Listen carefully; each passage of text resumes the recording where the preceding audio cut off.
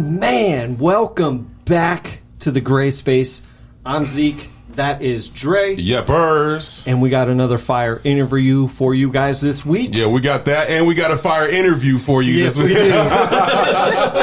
we do. Make sure y'all subscribe to become part of the tribe. See, I'm stumbling too. Do us right, hit that like and comment because you guys are rocking with the content. Linktree, follow us everywhere. Now, we got a special guest in the building. We do. Yes, we do. You know, I'm excited. I'm excited too. You know what I mean? And as we were just talking about before we jumped on cam, you know, things just was like it just was leading to this. You know, it was it was a recommendation, and then the stars just started aligning. I was like, I got to put in the little DMs. You know what I'm saying? Our guest today is a much needed breath of fresh air in the quote unquote genre we call R&B. Having been introduced to us via our girl, Miss Veen, from her single Beautiful, we went down a stream, if you will, of this woman's music. The results? Well, damn it, we were late to the damn party. From her soundtrack, I Am the Best, to her most recent single, Come On, she is showing why her vocals, and vocals in general, are still the main thing. She is here to tell her story on the only place stories originate. Please welcome Chelle to the Gray Space. Welcome. Yeah, what's welcome. Thank you. Yeah, excited. You know, like I was saying, Miss Veen put in a word, spoke very highly of you during the interview and post interview. And she was just like, look, I'm gonna tell you, my girl right here, pay attention. Pay attention. She could really sing. And we went, like I said, we went down the little rabbit hole, if you will, and we were like, hold up. And then even last night, I was like, hey, yo, man, I'm getting some of this kind of vibes and this. I don't want nobody fan base attacking, you know what I'm saying?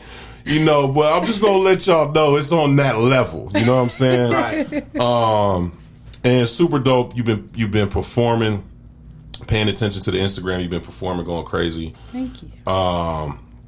And it kind of feels like I always love when we stumble across this kind of those hidden secrets of Arizona, right? And you got a lot of people who are very out there, as far as in the certain circles or whatever. Yeah. But R&B, in its true essence, seems to get lost in today's world. Real R&B. Facts. And you still bring in that real vocals, you know what I mean? 4-part harmony, you know what I'm saying? Y'all, if you not bringing 4-part harmonies, 6-part harmonies, don't come to the table. I want to get into your origin story, kind of how you started in music, and kind of how that transitioned into today. So, how did you really get started in music? I was born into it, I would say. Okay. Not to say that I come from a line of musician celebrities, but just that music has always been at the forefront of, my culture, but also my family as a whole. Okay. All of my family members play musical instruments or sing in some capacity, and so I feel like it was something that I naturally was drawn to from watching my family be creative in that way. So, okay. Yeah. My mom was the first, image that I had in regards to the music industry because she was a background singer, and she also, was really deep into rap. So hip-hop was, a big thing for her, and music, singing as well, but it was mostly just the fact that she was so versatile and had the capabilities of doing both. Okay. And that's kind of where I got my inspiration from musically. Okay. So I just want to say, were you singing as a small child? Yeah. I can totally see you just singing. Yeah, yeah. My aunt was just saying, because she has a podcast as well, and I just interviewed with her.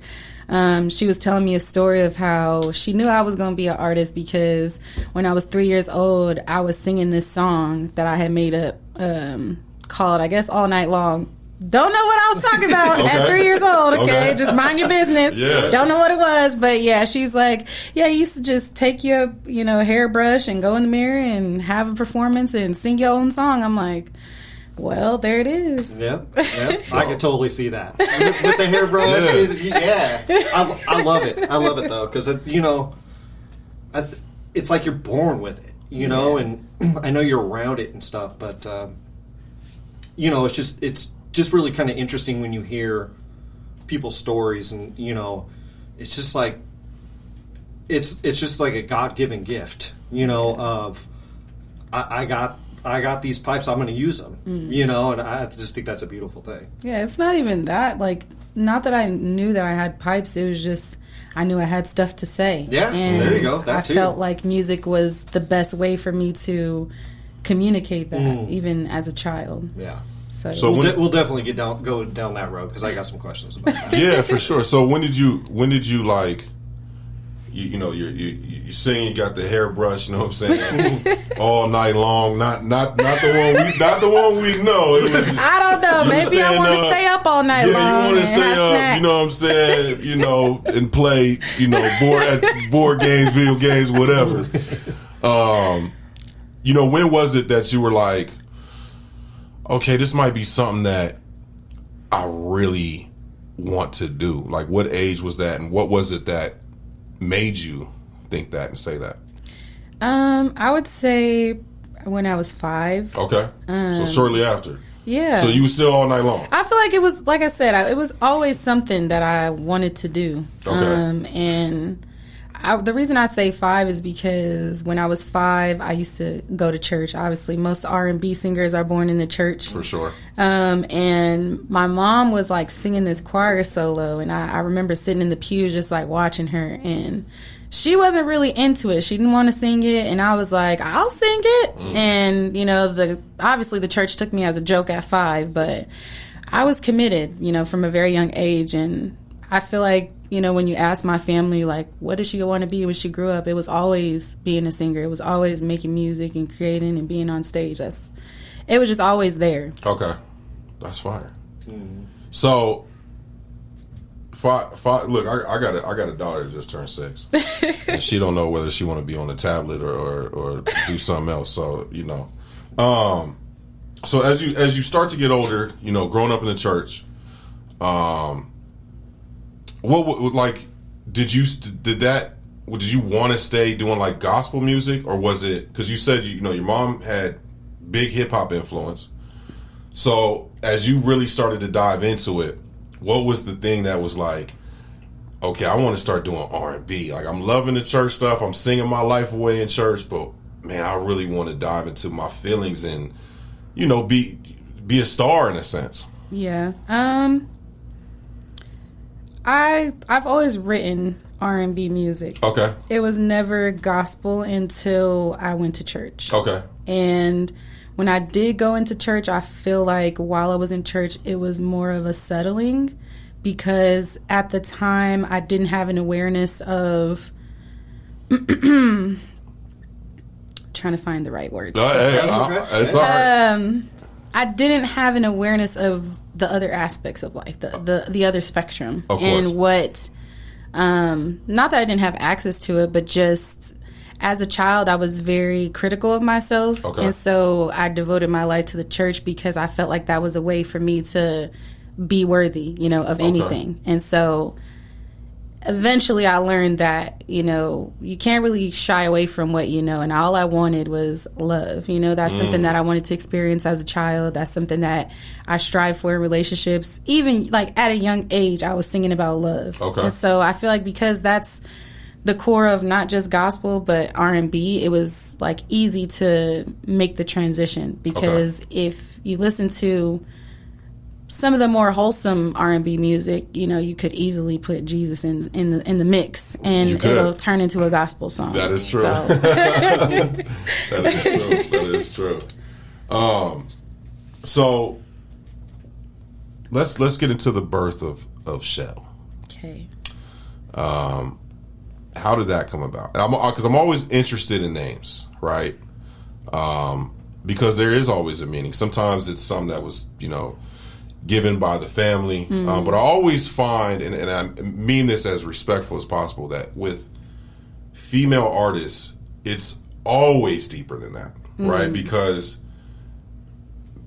let's just be honest. Men just call each other names off of like how the ears look. You know what I'm saying? Like, and then that just sticks. And we make up our own names because we think we superheroes. You know what I'm saying? Right. But with female artists, it's always a lot deeper. Whether it's either using government name or whatever the case may be. So what is the birth of Chelle? I think that originally it's part of my name. Okay.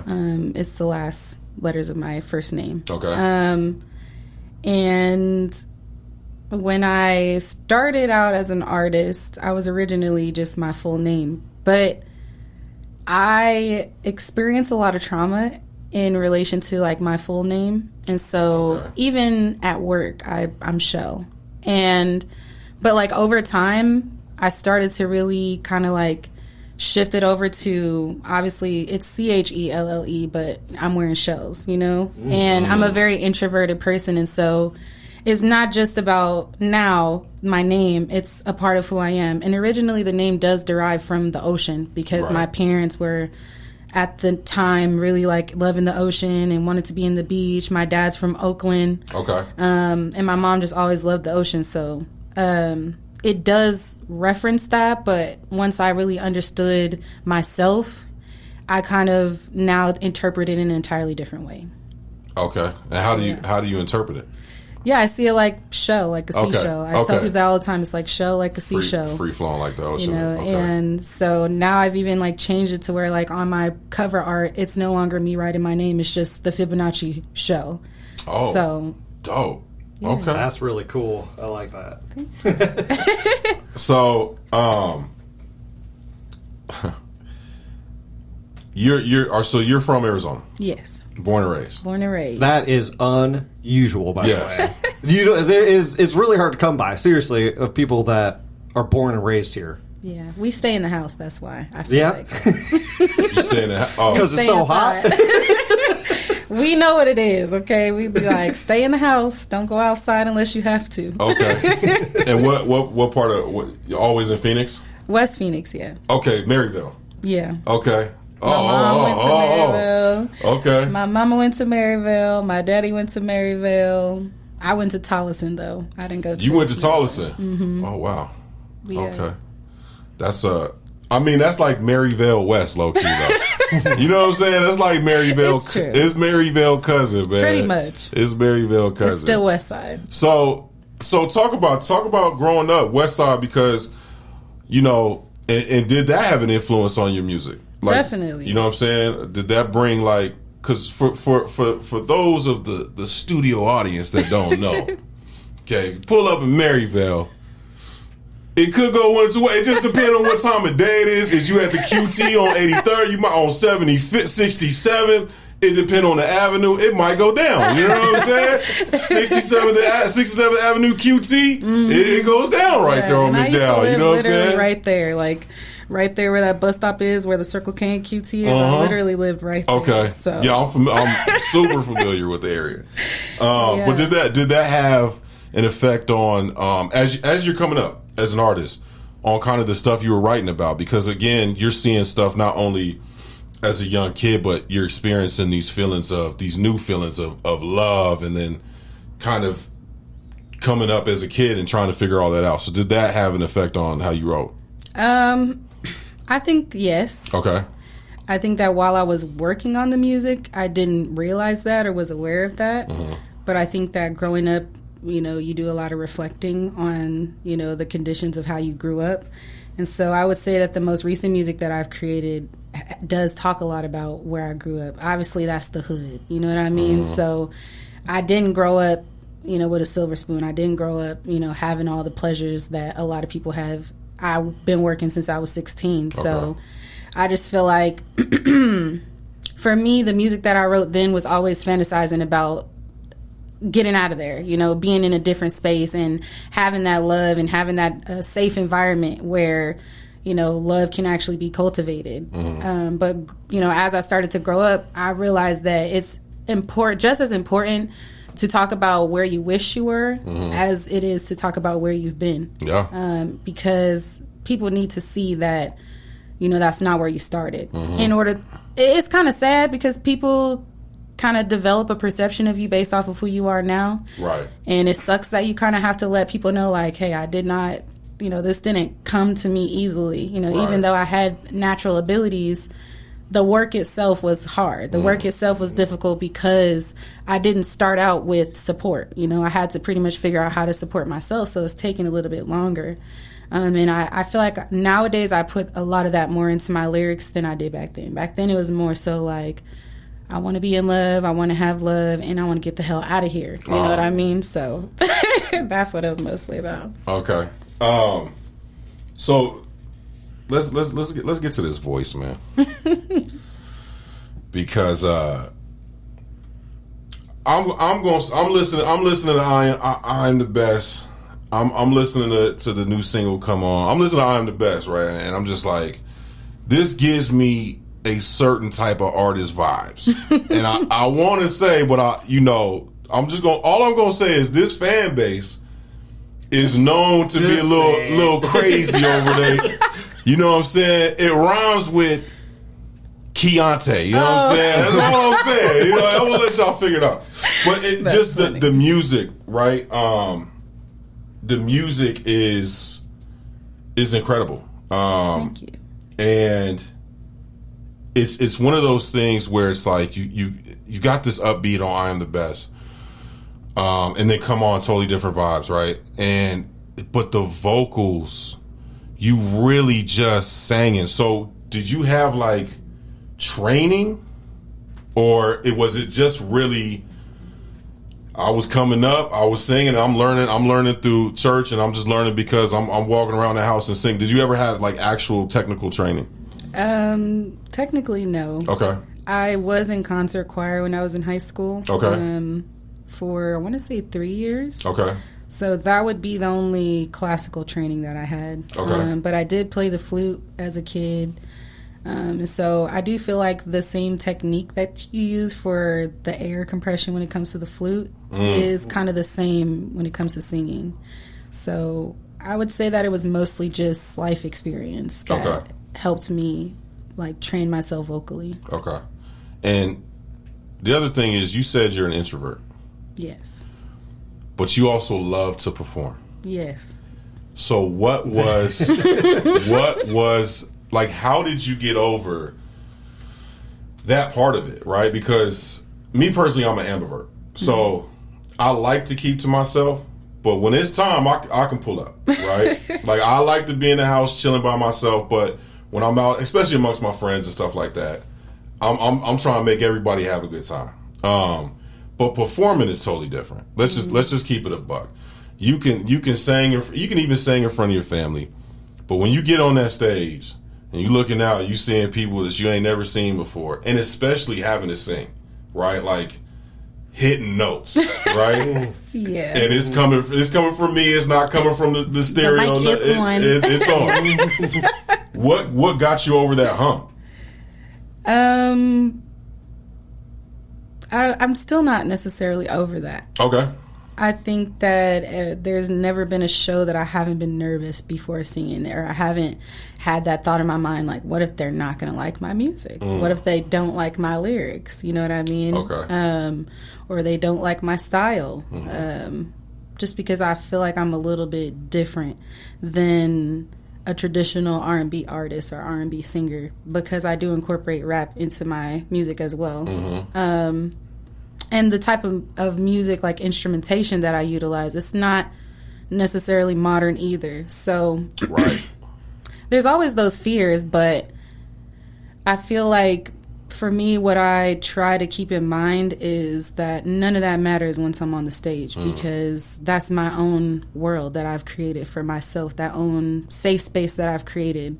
And it may seem odd to like somebody looking up there like, but you're in front of all these people. But I feel like a lot of artists can probably attest to, like, those people don't necessarily exist. It's almost like you kind of have like that out of body experience where there's an energy that takes over that just allows you to be commanding, allows your presence to be magnetizing, to where those things don't necessarily matter until you get off the stage. Right. And I feel like church is a prime example of that. You know, like when you're doing praise and worship. You know, I was a praise and worship leader back in the day, and you know the intention of praise and worship is to prepare the people in order to receive the messages. But what people don't realize is that ministry happens from that moment the music starts. You know, right. And so I don't know. I think it's just like I said, it's a safe space for me. It feels like a safe space for me because people don't jump on the stage yet, at least. Right. You know, people aren't clawing at me. They're not, you know, trying to, you know, gain my attention. Mostly people are just sitting and watching and paying attention and focusing. And so, yeah, I feel protected in that space. Let's talk. Well, you talked about energy, and I think that's kind of interesting in the realm of performing, right?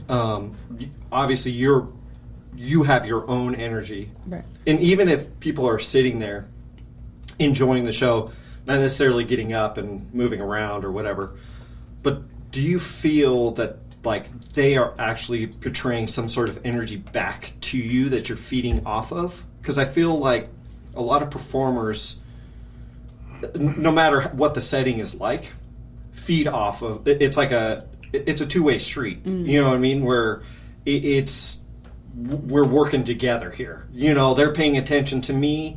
I'm giving out the energy, and it's just back and forth tug of war in a sense. Yeah. Do you feel like that happens to you up on stage as well?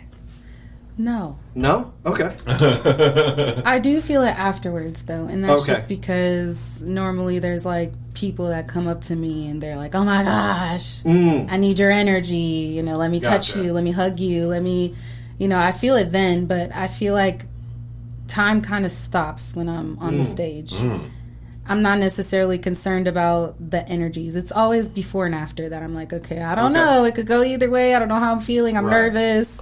You know, I don't know what's going on with this crowd. You know, I have all those fears, but like I said, it's almost meditative or like a trance-like state in that I don't feel connected to here. I feel connected to something higher than myself in those moments. But yeah, I feel like definitely when it's done and over with, then I notice how draining the energy is, because after, that's when I have to talk and I have to communicate with people, and people tell me, you know, all these nice things, and I'm just like, okay, thank you. Right. Sometimes I don't feel like it's me, so sometimes it's even hard to like be appreciative or like receive the feedback, because I'm just like, okay, I didn't experience that, I don't remember those things, but thank you anyway. You know, and yeah, I feel bad saying that sometimes, but then I'm like, But I don't know. Again, I think it makes sense, because you did say it's an out-of-body experience, right? So for you, again, you're there, you're present, and you're singing, but you're also like almost looking at yourself in a sense, right? And then everything once it like comes back in, whatever that is, right? Then you're like, oh wow, and then people interact with you, and you get that. Then you get the energy from that. Yeah. So that makes sense to me, though. Like, you're just taking it in a different way. Yeah. I got it. Gotcha. So, why aren't more people familiar with you? Why do you think? Is it like because you just really haven't pushed that role until... I mean, I would love to know. Or is it because you did say it is the music that you choose, which is funny. We've been down like this year for funk albums, like just jazzy, funky type of music has been incredible. Started off with the Masego album. Loved Masego. Baby, if you haven't heard the new Baby Rose album, that is fire. We just got turned on to this one cat, Q, young cat. And he came out with an album called Soul Present that is like Prince, Michael Jackson, George Clinton, like all the funk feels. And you do kind of have a little bit of that sound as well, right? I always equated to, you know, the 1960s jazz club and they smoking the cigarettes off the stem. You know what I'm saying? You got that type of vibe. So do you think it's that, or is it just that? Like, what do you think it is?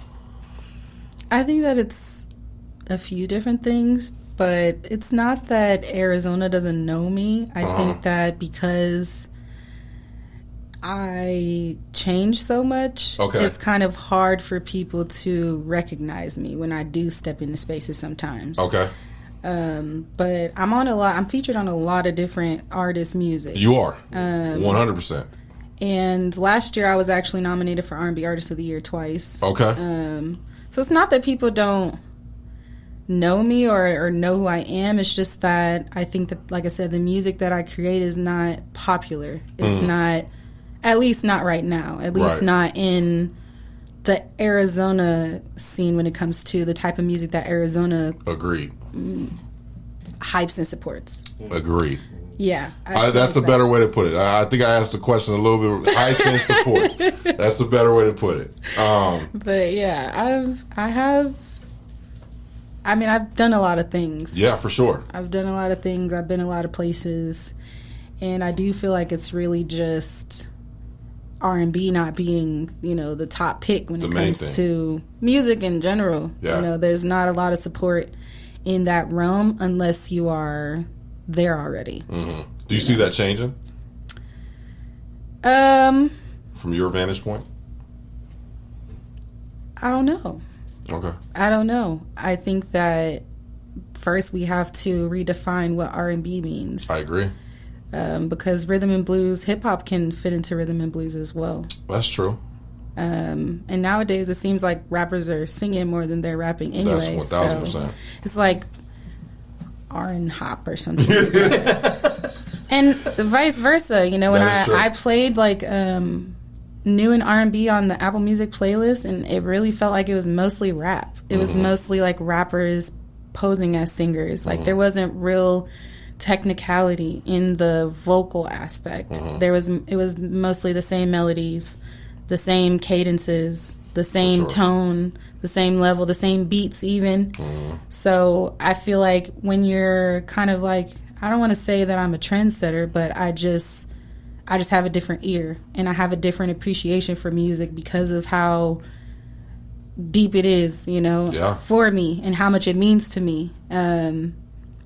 I think that for me, I could easily make those type of beats and do that type of music, but it's just not a preference for me. Okay. And because when you put music out, I think people don't realize that it's now ingrained forever. Even if you take it off, there are going to be people that have copies of that music. So it's like the messages that you're talking about, the energy that you're putting out into the world it's important to really have discernment when it comes to the type of music that you create. So for me, I don't want to write a bop. I'm not interested in just that like instantaneous fame. I'm interested in the long term and having music as my career in the long term. Even when I'm 80 years old, I want to be able to sing the same music that I wrote as a child, or and so on and so forth. But I don't think that nowadays, at least, and even in Arizona, I don't think that people think about that. Like, am I still going to be able to rap this song? I agree. 30 years from now, as an old man, is this going to be, no, it's not going to work probably. You're going to be seen as a little weird. Yeah. Yeah. You know what I mean? Yeah, no. So it's like wanting to create a legacy versus just wanting to be popular and wanting to be famous. I'm already an artist, so it's just about things getting better over time versus me trying to get rich quick or, doing this for anything else other than music is my life. Okay. So you talked about like messaging a lot since we started talking, and I want to talk about I Am the Best. Okay, I want to talk about this project. And because when I was listening to it, I had a certain message that was portrayed to me. And that's this is the beauty of music, right? Is it speaks to everybody a little bit differently, even though it's your stories. Yeah. And I'm listening to it, and I love it because I am the best. Keep on keeping on. I'm a shooting star. It's a little bit cocky, but I don't mean that in a bad way. And I'll explain to you is that most people, and this is what I got from it, are their own worst enemy. Right? And they always put themselves down. Right. There will be plenty of people putting you down and saying you're not good enough, yada, yada. And it's like, no, I am the best. I am a shooting star. Keep on keeping on. And that really spoke to me when I was listening to that project. Is that what that project is meant or no? I'm always curious because, again, that's the beauty of music, right? What it means to me, even if you say, no, that's not what it means, it's fine. That's what it means to me, and it speaks to me that way. Yeah. So I'm kind of curious of what that project actually means. Yeah, it didn't actually start as a project. And that was actually a collaboration for TV and film with this company called JC3. So they're the ones that actually gave me the topics. I would never write music in that first person of saying I'm the best and these things and that things. Just because I'm insecure in general. So it was very challenging to write music in that regard and challenging to write to those type of instrumentals and things like that. But that was a culmination of a year-long process of me going and working on material for them trying to submit it for TV and film. And then eventually they just dropped it as a project. But I had a hard time believing the lyrics. Just because I'm I don't really speak like this. I don't really sing like this. People are going to listen to it and think I'm cocky, like you said. And I'm but whatever. It wasn't something that I put effort into. It was something that I was okay, if these end up in movies and TV, then cool. If not, then I have this cool project that pushed me outside of my comfort zone and taught me to not be so boxed in when it comes to my ability to create things that I don't necessarily resonate with entirely. But yeah. So yeah. All right. And that's that's incredible when you say not effort, but it was just you say it was you know what I mean? It's almost I wrote it. Yeah, a few of those I only wrote in 30 minutes, 15 minutes. I didn't try really hard to focus on the lyricism just because for TV and film, they're not looking for lyricism. They're looking for music that's going to obviously color a moment or a scene in a show. And so they're not too particular in regards to your bars have to be on point. It's more so can you, fill a moment for a particular scene because the music's not the most important thing. It's whatever's happening in that scene. So, yeah, I didn't put as much effort into that project, but honestly, a lot of people love a lot of the songs on there, like Hope for Tomorrow. I still perform Hope for Tomorrow at shows and stuff, and I Am a Shooting Star is another popular song on that, and yeah, there's a lot of songs I'm just I cringe a little bit because I'm I Ain't Sorry. I'm just woo, people probably think I'm just this big old diva, and that's not me at all, but I love the music. I love all of the songs. That I really think it's a testament to your talent. You know what I mean? And the fact that, because that is a skill. Let's just be honest. For one, for you to be able to write your own music and be good at it. It's not just writing your own music, but then for you to nonchalantly, okay, I know what this is for. I'm going to stay in that lane. And it's still, like you said, still delivers a message, even though it wasn't really intended to do that, is dope. Now, where you can say it was intentional, I would think so, is on your latest single. Come on. Yes. So, come on and tell me about Come On. Come On. I just recently started learning how to make my own beats. Okay. And my girlfriend, LaPrae, she was always making beats at home. And so I got curious and started kind of playing in Logic and Guitar Band and stuff like that. And sorry, Garage Band. I don't know why I say Guitar Band.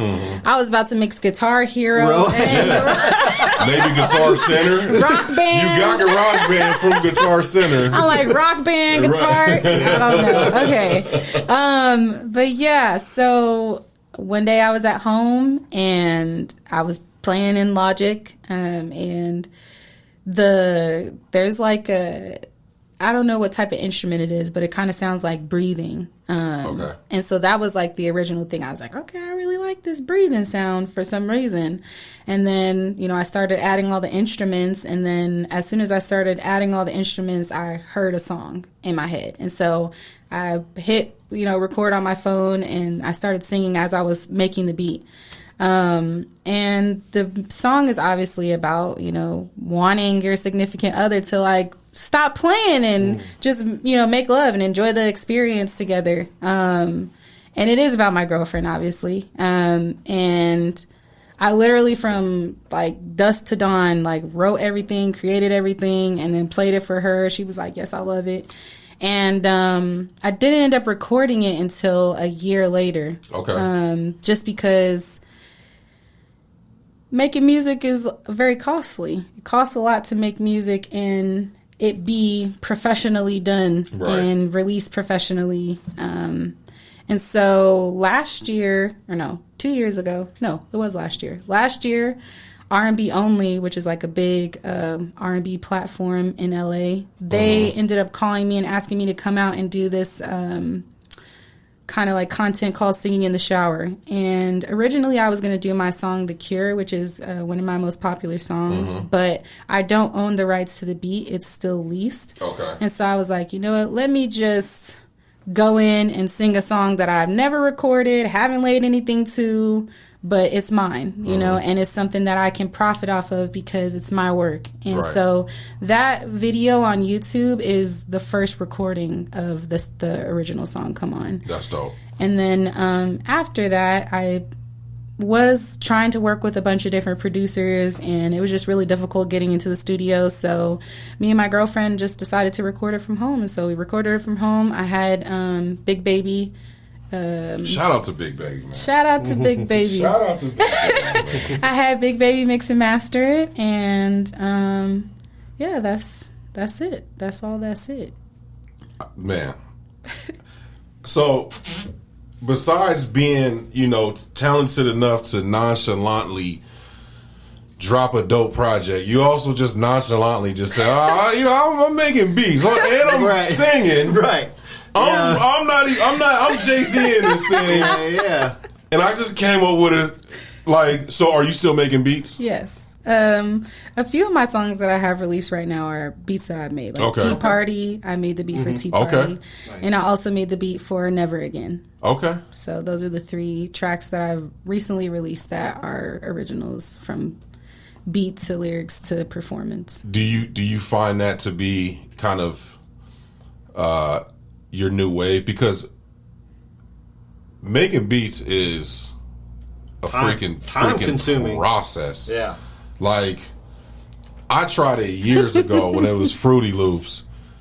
I think I got some drums, some bass down. I was 6 hours in. I'm like, get me the hell out of here, man. I'll spit some bars, but I can't. No, I ain't doing this. Is that something that you want to continue to do as far as creating your own production? Yes. Okay. Yeah, I really enjoy being able to be a part of the process from start to finish. And not to say that I'm like the best, I'm not like Zaytoven or anything, but I think that for me it's helpful because the intention behind the instrumental just as much as the intention of the lyrics.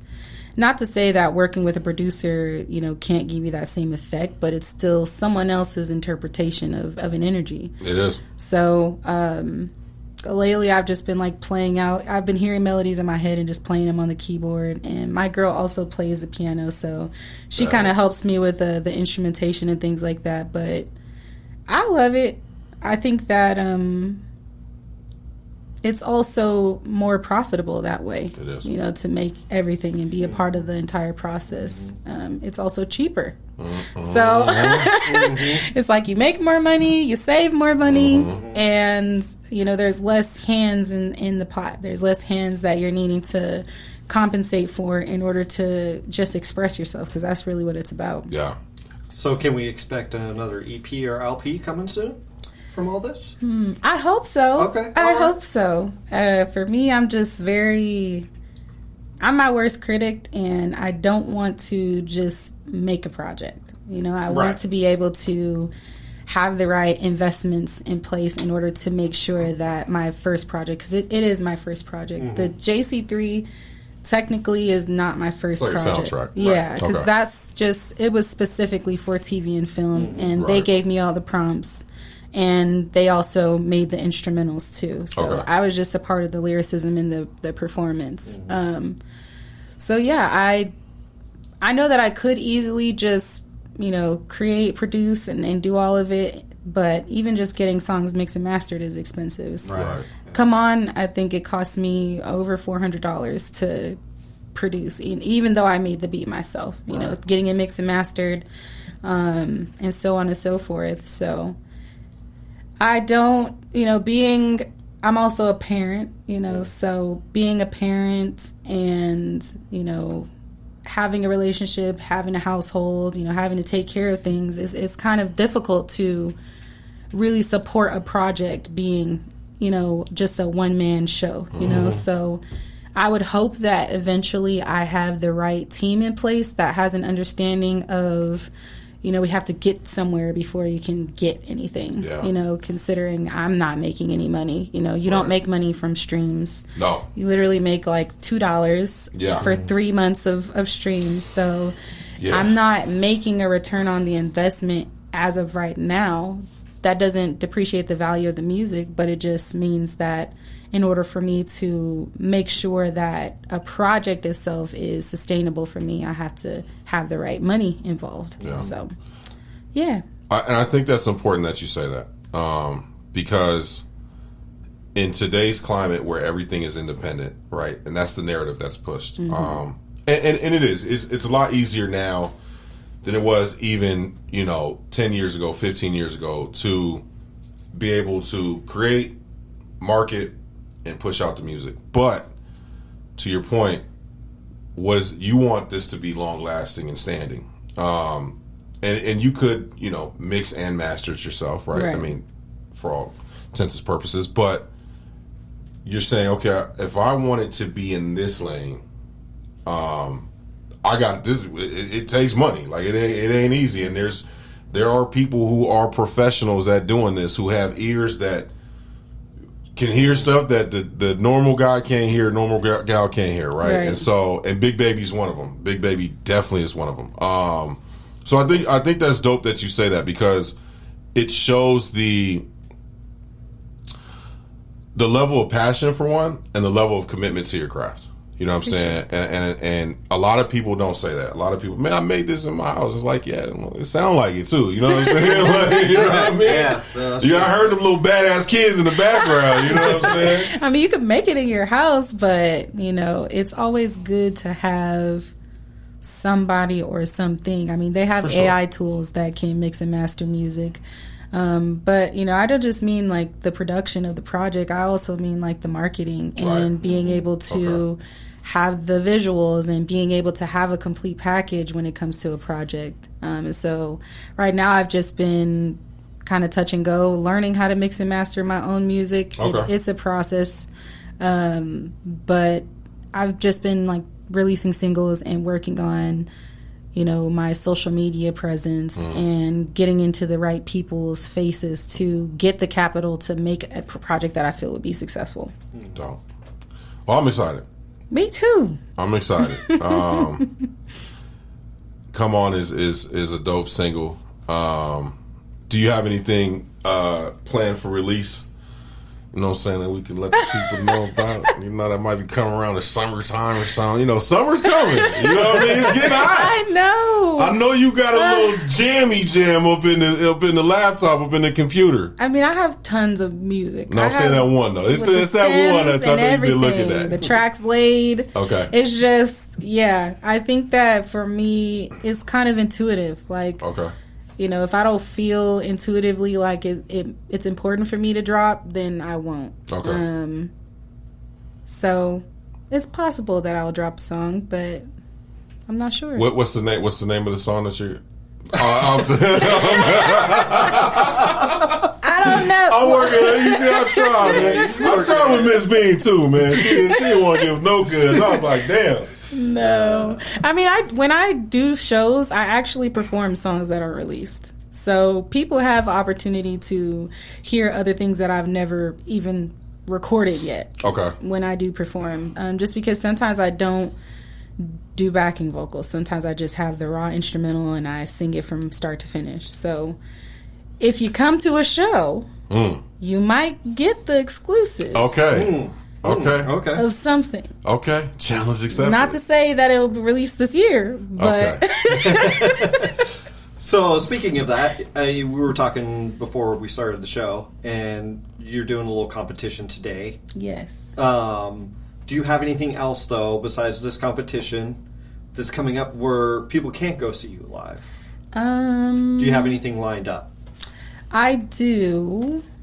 There's that you're a able lot to of speak. them. Yeah, if you're able to speak about it, so people can know where they could go see you. So next Tuesday, I'm going to be participating with Painted Soul. They're having their first open mic night / karaoke night, so I'm going to go out and support them. Next Thursday, my sibling, shout out to Sweetie J, she's hosting a karaoke competition, and so I'm going to be there. And then Dat Vibe is a big R&B platform. They're having the R&B brunch, but they're doing it differently this month. It's going to be Dat Vibe After Dark. So it's going to be, I want to say it's the 27th of this month, and it's on a Saturday, and so it's like brunch but at nighttime. Dope. So those are the few that I have been scheduled for so far for the month of May. It's busy lady. Try to be. That's good. Yeah. Well, is there anything that we missed that we didn't cover that you would love to cover before we get out of here? Yes. Okay, yeah. It's the floor is yours. Yeah. So I'm also a psychic. Okay. Yeah. So that's what you've been doing. You've been reading my mind this whole time. I got the answers for you. I already know where you're going. Maybe. No. So yeah, when I'm not making music and I'm not, chilling with my family, I do intuitive life coaching for people. Yep. Okay. I also do creative coaching, so I do work with a few different artists here in Arizona, and sometimes I'll go in the studio and help them arrange their music or kind of just talk to them about their music and, how to help them get to where they need to be. But yeah, the psychic aspect is something that I just recently kind of started to get into. I've been doing it for about 4 years now. Oh, wow. And I used to actually work in a store doing it professionally. But now I just do it on my own, and I just have clients kind of call me, and we sit down and we talk about life. And sometimes I take out the cards, and sometimes people aren't comfortable with that. So we just have conversations, and yeah, it's been pretty helpful for a lot of people, not just in the state, but all around the U.S. I work with a lot of different people, so that's something that I enjoy doing outside of music. Yeah. So is it tarot card reading? Yeah. Okay. Is it any other kind of readings or anything like that you get into? Technically, one of the off the wall kind of ones is I do like pet stuff. Oh, okay. So, like, some people will, like, come talk to me about their pet, and then I'll be like, sounds like this is going on, like a pet whisperer almost. Okay, all right.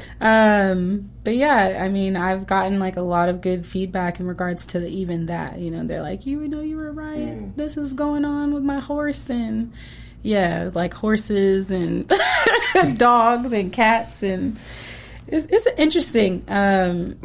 It's kind of weird. We're not going to fan over this. Hell no. We're not just going to fan over this, okay? No, let's get into this. Hell yeah. This is what I was looking for. So, yeah, dive into this. What do you mean, like, a pet with? So, are you, like, saying, like, clinically, like, you can kind of tell what's going on with them, or, like, emotionally? I think that it really just depends on the animal. Okay. But yeah, I've actually done. There's a lady that I work with out in Tucson, and she has God dang a horse rescue. Okay. And so she consults with me about like what she should do in regards to the dynamics, the relationships between all the horses. And when she does get new horses, she kind of asks me about their energy and like who they would work well with and things like that and how to help them. And so, yeah, I intuitively kind of just know, and I'm like, hey, have you tried this? You should try this. You should do this. Not giving like medical advice or like veterinarian advice, but more so like, here's the energy, here's what I'm hearing and thinking, and so try this and then let me know. So yeah, it's been successful, but that's not like the main thing that I do. It's mostly the tarot reading and kind of just, it's really more so just like inspiring people, motivating people to chase their dreams, because I'm definitely an advocate of like quitting your 9-to-5 and pursuing the life that you want to live versus just, you know, I feel like that's the main reason why people are depressed here, you know, in the U.S. is because they're not doing what they're meant to do. They're doing what they feel they should do in order to stay safe, but it's not going to help in the long run. It's really just going to create more depressed people. And so, yeah, I am definitely a person that wants to be a catalyst to get people to pursue that. Not to say that it's wrong for people to want to survive or need to survive. For sure. But I definitely feel like if more people were doing what they want to do versus what they feel they should do, we would be more profitable as a society. 1,000%. I'm with 1,000%. You. Well, I'm with you so much on that. I mean, you can ask. I always say we as a society here because where we live in the United States here, we are not living the way we're supposed to be living. Absolutely. It's just, you know, I don't have the answer, you know, but all I know is it does go against the grain of it just not feeling right, you know, and, you know, both him and I will work a 9-to-5 job, you know, and do this. We love this, you know, on the side, and obviously want to make it bigger and better, and we're striving and working hard, and you mentioned that. It takes a lot of work. It's not easy, right. You know. You got to put a lot of time and effort into it, and so I do 1,000% agree with you, because that just speaks to my soul. Yeah. That we're just, as a whole society, just doing stuff completely wrong. Yeah. You know, just absolutely not right. And I think that even if you're not doing exactly what you dream, it should the work should be functional. It should aid in or support, you know, you moving towards that. So if you're wanting to be a life coach, then working in a position that helps you serve other people so that you still work on that experience. You know, for me, I feel like working in the corporate field is you having an opportunity to be an entrepreneur without having to deal with, you know, the overhead expenses of being, you know, that CEO. It's like, okay, watching how someone else runs their business helps you figure out how to run your business. So it's like making sure that everything that you do, including the type of work that you do when you're 9-to-5, is intentional and moving towards that, versus like you working in fast food and you want to be a ballerina dancer. You know what I mean? So that's what I feel. Another question, positive or negative? You may or may not have an answer. What's the energy you feel with Dre or myself? Oh, you put it on the spot. I put it on the spot. I got it. I might have to at least you and be like, negative. We could cut it out. This dude is wild over here, though. We could cut it out. I seen something about him. Oh, I put it out. Yeah, I want to know. Oh, no, we ain't cutting nothing out. We put it all out. You know what I mean? We're transparent. Oh, no. I don't know if you felt anything. I didn't feel anything, because I don't necessarily I'm not always tapping in. You know, I feel like it's important for people to have boundaries, you know. For sure. Just because I have the ability doesn't mean that I'm open to always expressing it, you know, or, you know, utilizing it at any particular moment in time. But when you ask me the question, in general, I do feel like I don't feel like a negative or positive. It's kind of just neutral. There's like a neutral energy. I feel like in general you guys are, you know, in receptive mode. You're just open to receiving. It's not necessarily about giving. I don't feel like there is an energy that's necessarily pulling from me, but not it's not giving either. It's kind of just like I'm open to receiving whatever it is that you're willing to give in this space. And I feel like you set that intention when you came in. You're like, hey, say what you want, do what you want, you know? So it's like, even though you didn't mean to make that a spiritual space, you know, you created that by just with your words, you know? So that's this is where I wanted this to go the whole time. I'm like, I might need to sit down with you. Absolutely. I'm into all of it. Awesome. I love astrology. That's like my favorite thing. Let's do this. Serious business, okay? You know, it is not a secret on the gray space that, you know what I'm saying, my dog right here, you know what I'm saying, he's single. You know what I mean? And so we need to give him the energies and point him in the right direction. You know what I'm saying? So you might need your whole deck for this one. You know what I mean? I just need a birth chart, to be honest. Birth charts are easier to, you know, than tarot. Tarot is more so about different versions of reality. But when I talk to people about tarot, I always communicate like anything that you get in a tarot reading, you have to understand that you always have the ability to change that outcome based off of how you move and how you act once you get up from that table. The only thing I can show you is what's possible. But if you don't believe it, then of course it's not going to happen. But also, if you try to contrast it or counteract it, you know, things could happen to where that reality is not the same. It's all about belief, but so is church, you know. It's all about faith and what you choose to believe, what words you choose to accept and what words you choose to ignore. You know, I do feel like it's a combination of me being able to see the fated lines, you know, the things that are predestined for you as a soul, as a being, but the other factors that help change that for you. You know what I mean? For me, I always feel like whatever your purpose is, all roads will lead to that ultimately. Whether you feel like you made a mistake or not, they're really not mistakes. They're just things that teach you lessons either earlier or later on in life, but you're going to learn the same lesson no matter, you know what I mean? That's how I see it. And tarot for me is just a way to show somebody, okay, here's what could happen. But you could choose either way. You know, ultimately it's up to you to decide. But with astrology is like, that's what you were born with. That's how you came in. This is how the planets were aligned. And they've already kind of talked about how even just the moon itself and how it changes every day impacts you physically. So it's like, that was the earliest science. You know, so spirituality and science is really kind of combined. And if you really take the time to see those patterns, then you'll learn to appreciate the metaphysical aspect of science. Because it's metaphysics. It's science. You know what I mean? So, but people don't see it that way, you know.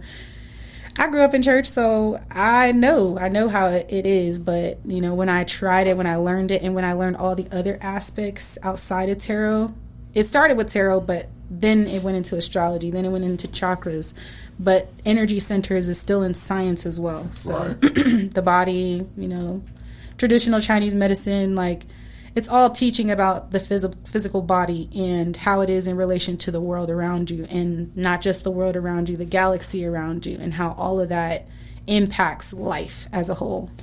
But that's like a zoom out, zoom in type of thing, because you got to go to work tomorrow, you know? Yeah. Right. Man, I love it. Man. I love it. We might have to do... Man, you got to name the project, like, it got to be on some... I mean, because... Man, we got to do a whole nother episode, dog. Yeah, we might have to. She got to come back on some on some. Yeah. We got to do we got to do the live reading, bro. There you go. Record the reading. There you go. I'm not gonna be on camera. I'm gonna be in the back. Yeah, you know what I'm saying. No, it's dope. You know, obviously, you know, you saw the tapestry behind you. We're big into space and spirit, you know, spiritualness, and just all. I mean, there's conversations that we go down rabbit. He's really like. I got 3 kids, me so too. I'm a rabbit. You know, my rabbit holes is like stuff to fill me with joy after the craziness that's going on in my house. But you know, even the gray space, right? We kind of named our there's multiple platform. There's multiple meanings reasons. behind it, right? And so yeah. it's dope. It's and now correlated with your music, it really makes sense. And so I'm looking forward to this EP, or whenever the EP comes out, but this next single that's coming out in like June or July, whenever you drop it. Nah. In all seriousness, looking forward to everything you're gonna put out. And I'm glad you gave us that glimpse of you. You know what I'm saying? I think people need to see that. So, where can they find you before we get into the music? If they want to hit you up for any type of psychic work, spiritual work, or any type of music coaching, where can they find you? Right now it's just Instagram. Okay. So I have 2 separate Instagrams. The one that's my music is obviously Chelle Music Official. And then I do have another vlog that I post all like the astrological stuff. It's called Danae the Divine. So when I did work in the metaphysical store, I don't know if you've ever been to Vision Quest. But yeah, I used to work there. It's off of Indian School on 32nd Street. Okay. But when I did used to work there, they wouldn't allow me to use Chelle. And so they made me choose like a psychic name. So it was Danae. And so that's the reason it's Danae on there. That's actually my middle name. But yeah, Danae the Divine is my spiritual work Instagram. And then the music stuff is Chelle Music Official. Fire. Thank you. Awesome. Well, we're going to sprinkle all that down. We're going to have the links, the link tree, the YouTube, all of it's going to be there. So whether you want to listen to some music or, you need your soul a little cleanse. You know what I'm saying? You need to know where you're going. You lost in the sauce and you need to find your way. She got it all for you. So hit one of the links down below. You know what I mean? Give her a follow. Show her some love. Again, thank you so much for coming. It's been an honor having you just here and listening to. Yeah. I love your music. Thank You got a you. beautiful voice. I'm a fan. And I love it. You're always welcome back, whether to talk about more music or we could do something else. I don't know. We'll figure it out. But thank you so much for. Let's do it. Yeah, thank you so Let's much do for it. coming. We really do appreciate it. Thank you again. You guys stay safe. You guys stay positive out there. And as always, this is The Gray Space. Peace.